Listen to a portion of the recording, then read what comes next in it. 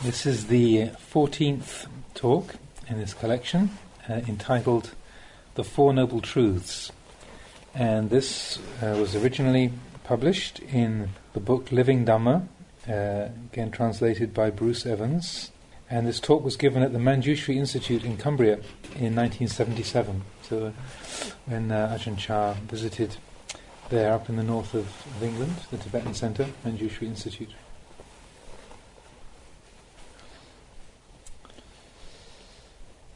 The Four Noble Truths. Today I have been invited by the abbot to give you a teaching. So I ask you all to sit quietly and compose your minds. Due to the language barrier, we must make use of a translator. So, if you do not pay proper attention, you may not understand. My stay here has been very pleasant. Both the Master and you, his followers, have been very kind, all friendly and smiling, as befits those who are practicing the true Dhamma. Your property, too, is very inspiring, but so big.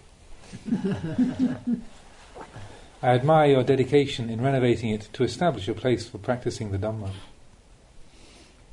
Having been a teacher for many years now, I've been through my share of difficulties.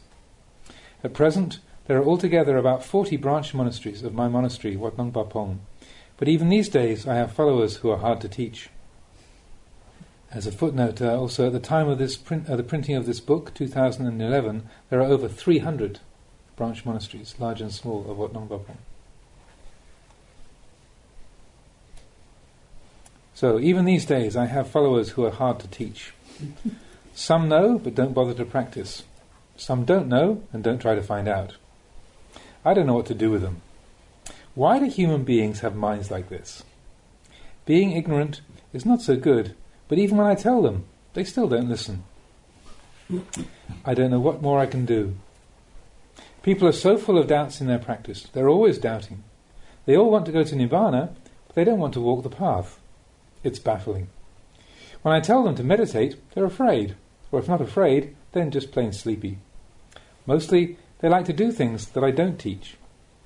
When I met the Venerable Abbot here, I asked him what his followers were like. He said, they're the same. This is the pain of being a teacher. The teaching I will present to you today is a way to solve problems in the present moment, in this present life. Some people say that they have so much work to do that they have no time to practice the Dhamma. What can we do? They ask. I ask them, don't you breathe while you're working? Yes, of course we breathe. So, how come you have time to breathe when you're so busy? They don't know what to answer. If you simply have sati while working, you'll have plenty of time to practice. Practicing meditation is just like breathing. While working we breathe, while sleeping we breathe, while sitting down we breathe. Why do we have time to breathe? Because we see the importance of the breath. We can always find time to breathe. In the same way, if we see the importance of meditation practice, we will find the time to practice. Have any of you ever suffered? Have you ever been happy? Right here is the truth. This is where you must practice the Dhamma. Who is it who is happy? The mind is happy. Who suffers? The mind suffers. Wherever these things arise, that's where they cease. Have you experienced happiness? Have you experienced suffering? This is our problem. If we know dukkha, the cause of suffering, the end of suffering and the way leading to the end of suffering, we can solve the problem. There are two kinds of suffering, ordinary suffering and the extraordinary kind. Ordinary suffering is the suffering which is the inherent nature of conditions.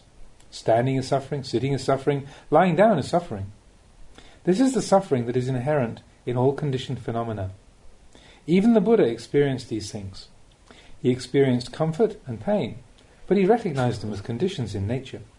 He knew how to overcome these ordinary, natural feelings of comfort and pain through understanding their true nature. Because he understood this natural suffering, those feelings didn't upset him. The important kind of suffering is the second kind, the suffering that creeps in from the outside, the extraordinary suffering, quote unquote. If we are sick, we may have to get an injection from the doctor. When the needle pierces the skin, there's some pain, which is only natural. When the needle is withdrawn, that pain disappears. This is like the ordinary kind of suffering. It's no problem. Everybody experiences it. The extraordinary suffering is the suffering that arises from what we call upadana, clinging or grasping, attachment, grasping onto things. This is like having an injection with a syringe filled with poison. This is no longer an ordinary kind of pain. It is the pain which ends in death. This is similar to the suffering which arises from grasping. Wrong view, not knowing the impermanent nature of all conditioned things, is another kind of problem. Conditioned things are the realm of samsara. Not wanting things to change, if we think like this, we must suffer. When we think that the body is ourselves or belonging to us, we're afraid when we see it change. Consider the breath.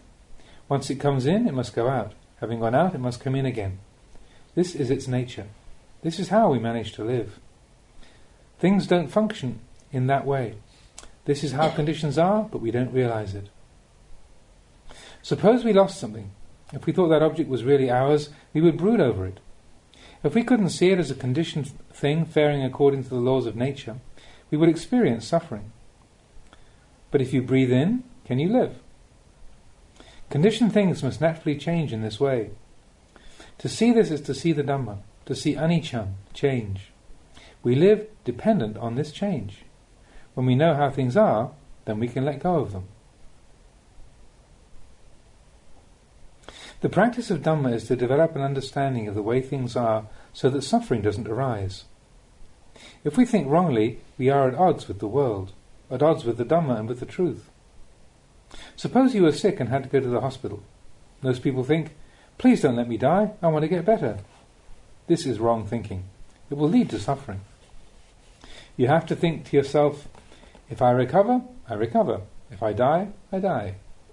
This is right thinking, because you can't ultimately control conditions.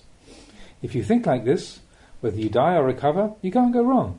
You don't have to worry. The mind that wants to get better at all costs and is afraid of the thought of dying is the mind which doesn't understand conditions. You should think, if I get better, that's fine. If I don't get better, that's fine. This way, we can't go wrong. We don't have to be afraid or cry, because we've tuned ourselves in to the way things are. The Buddha saw clearly his teaching is always relevant, never outdated. It never changes. In the present day it's still the way it is. It hasn't changed. By taking this teaching to heart we can gain the reward of peace and well-being. In the teachings there is the reflection of not self. This is not myself. This does not belong to me. But people don't like to listen to this kind of teaching because they're attached to the idea of self. This is the cause of suffering. You should take note of this. Today a woman asked about how to deal with anger. I told her that the next time she gets angry, she should wind up her alarm clock and put it in front of her. Then she should give herself 2 hours for the anger to go away. If it was really her anger, she could probably tell it to go away like this. In 2 hours, be gone. But anger isn't really ours to command. Sometimes in 2 hours it's still not gone. At other times in 1 hour it's gone already. Holding on to anger as a personal possession will cause suffering. If it really belonged to us, it would have to obey us. If it doesn't obey us, that means it's only a deception. Don't fall for it. Whether the mind is happy or sad, don't fall for it. Whether the mind loves or hates, don't fall for it. It's all a deception. Have any of you ever been angry? When you're angry, does it feel good or bad? If it feels bad, then why don't you throw that feeling away? Why bother to keep it? How can you say that you're wise and intelligent when you hold on to such things? Since the day you were born, how many times has the mind tricked you into anger? Some days the mind can even cause a whole family to quarrel, or cause you to cry all night. And yet we still continue to get angry. We still hold on to things and suffer. If you don't see suffering, you'll have to keep suffering indefinitely, with no chance for respite. The world of samsara is like this. If we know the way it is, we can solve the problem. The Buddha's teaching states that there is no better means to overcome suffering than to see that This is not myself. This is not mine. This is the greatest method. But we don't usually pay attention to this. When suffering arises, we simply cry over it without learning from it. Why is that so? We must take a good hard look at these things to develop the Buddho, the one who knows. Now take note, some of you may not be aware that this is Dhamma teaching. I'm going to give you some Dhamma that's outside the scriptures. Most people read the scriptures but don't see the Dhamma. Today I'm going to give you a teaching that's outside the scriptures. Some people may miss the point or not be able to understand it. Suppose two people are walking together and they see a duck and a chicken. One of them says, "Why isn't that chicken like the duck? Why isn't the duck like the chicken?" He wants the chicken to be a duck and the duck to be a chicken. It's impossible. If it's impossible, then even if that person were to wish for the duck to be a chicken and the chicken to be a duck, for the rest of his life, it would not come to pass, because the chicken is a chicken and the duck is a duck. As long as that person thought like that, he would suffer. The other person might see that the chicken is a chicken and the duck is a duck, and that's all there is to it. There's no problem. He sees rightly. If you want the duck to be a chicken and the chicken to be a duck, you're really going to suffer. In the same way, the law of anicca states that all things are impermanent. If you want things to be permanent, you're going to suffer. Whenever impermanence shows itself, you're going to be disappointed. One who sees that things are naturally impermanent will be at ease. There'll be no conflict. The one who wants things to be permanent is going to have conflict, maybe even losing sleep over it. This is to be ignorant of anicca, impermanence, the teaching of the Buddha. If you want to know the Dhamma, where should you look? You must look within the body and mind. You won't find it in the shelves of a bookcase. To really see the Dhamma, you have to look within your own body and mind. There are only these two things. The mind is not visible to the physical eye. It must be seen with the mind's eye. Before the Dhamma can be realized, you must know where to look. The Dhamma that is in the body must be seen in the body. And what do we look at in the body? We look at the body within the mind. You won't find the Dhamma looking anywhere else, because both happiness and suffering arise right here. Have you seen happiness arising in the trees, or from the rivers, or the weather? Happiness and suffering are feelings which arise in our own bodies and minds. Therefore, the Buddha tells us to know the Dhamma right here. The Dhamma is right here. We must look right here. The Master may tell you to look at the Dhamma in the books, but if you think that that's where the Dhamma really is, you'll never see it. Having looked at the books, you must reflect on those teachings inwardly. Then you can understand the Dhamma. Where does the real Dhamma exist? It exists right here in this body and mind of ours. This is the essence of contemplation practice. When we do this, wisdom will arise in our minds. When there is wisdom in our minds, then no matter where we look, there is Dhamma. We will see anicca, dukkha and anatta at all times. Anicca means transient. If we cling to things that are transient, we must suffer. Dukkha, because they are not ours, anatta. But we don't see this. We always see them as being ourself and belonging to us. This means that you don't see the truth of convention.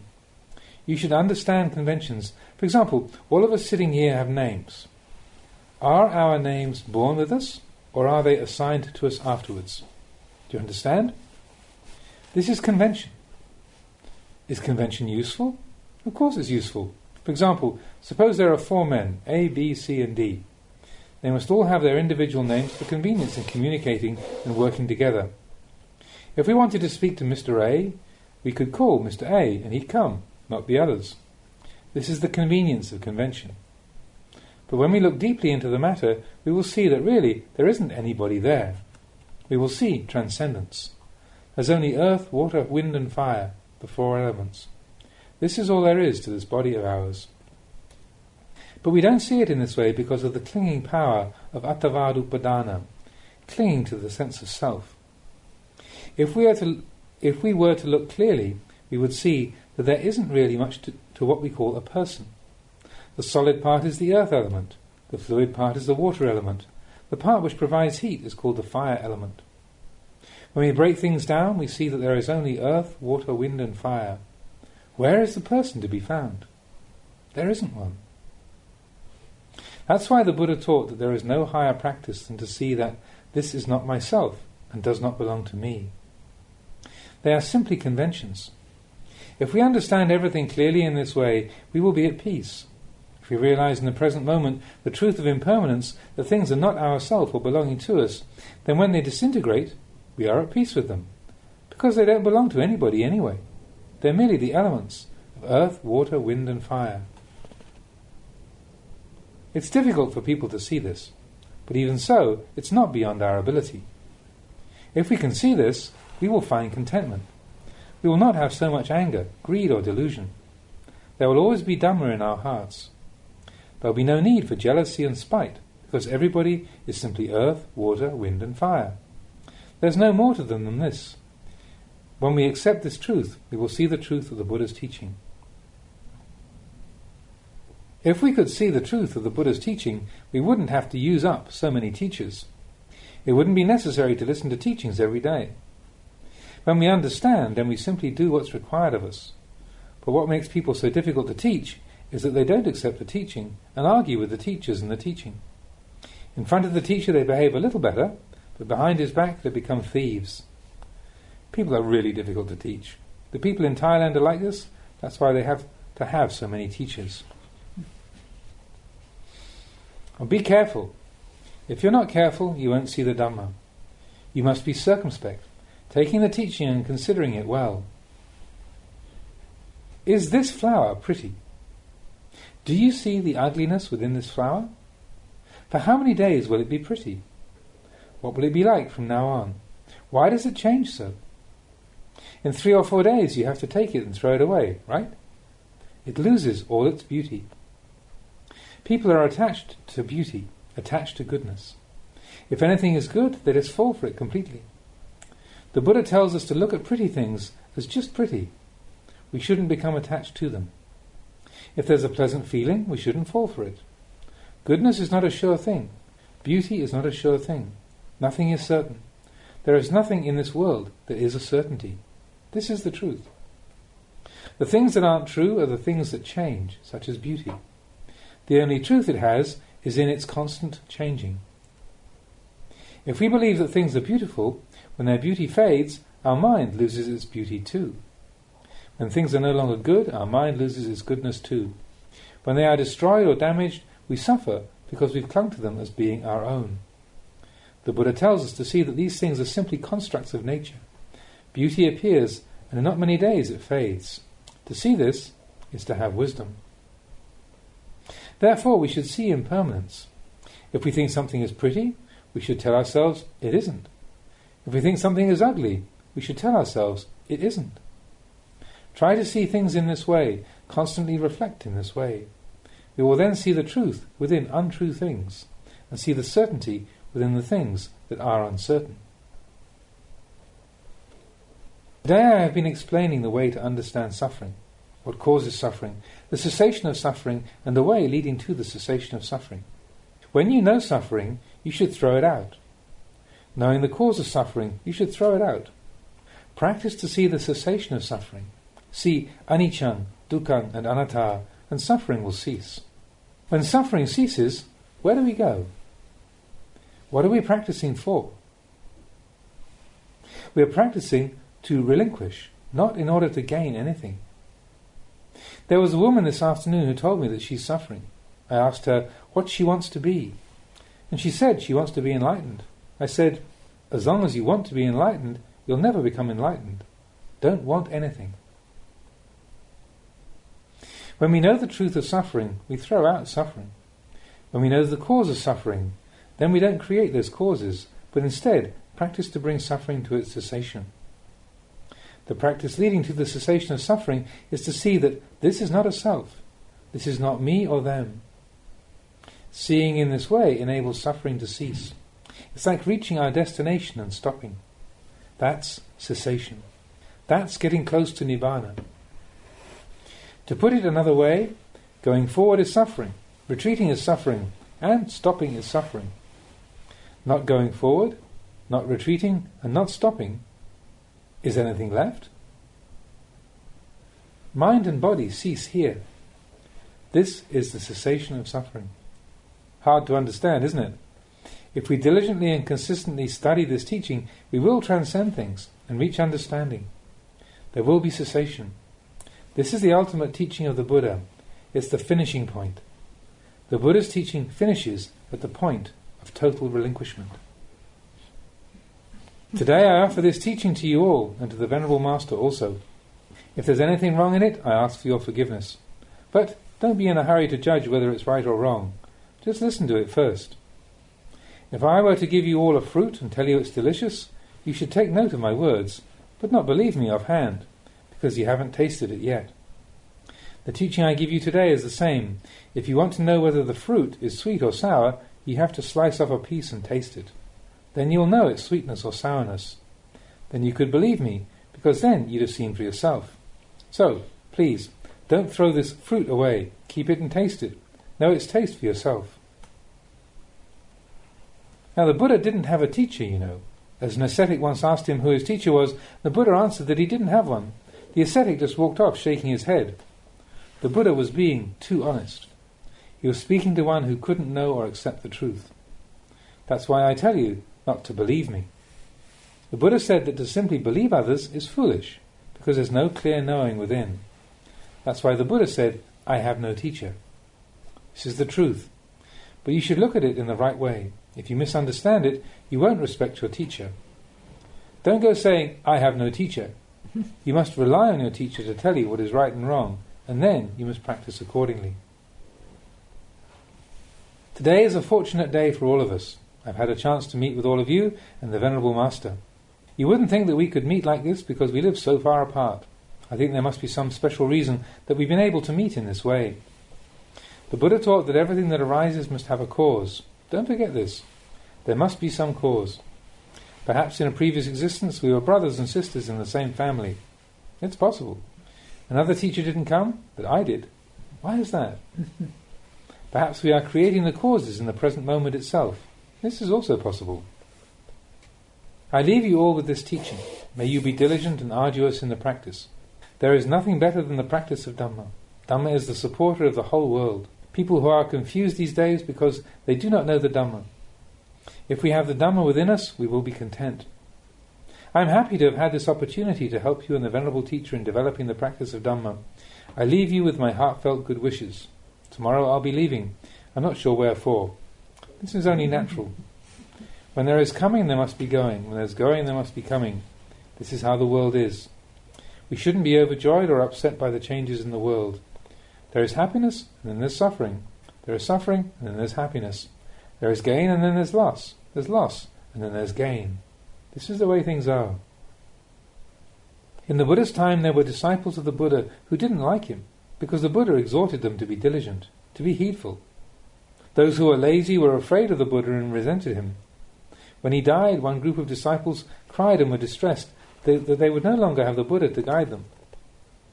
Those ones were still not clever. Another group of disciples were pleased and relieved that they would no longer have the Buddha on their backs telling them what to do. The third group of disciples were equanimous. They reflected that what arises passes away as a natural consequence. There were these three groups. Which group do you identify with? Do you want to be one of the ones who are pleased, or what? The group of disciples who cried when the Buddha passed away had not yet realized the Dhamma. The second group were those who resented the Buddha. He was always forbidding them from doing things they wanted to do. They lived in fear of the Buddha's scorn and reprimands, so when he passed away, they were relieved. These days, things aren't much different. It's possible that the teacher here has some followers who are resentful towards him. They might not show it outwardly, but it's there in the mind. It's normal for people who still have defilements to feel this way. Even the Buddha had people hating him. I myself have followers who resent me also.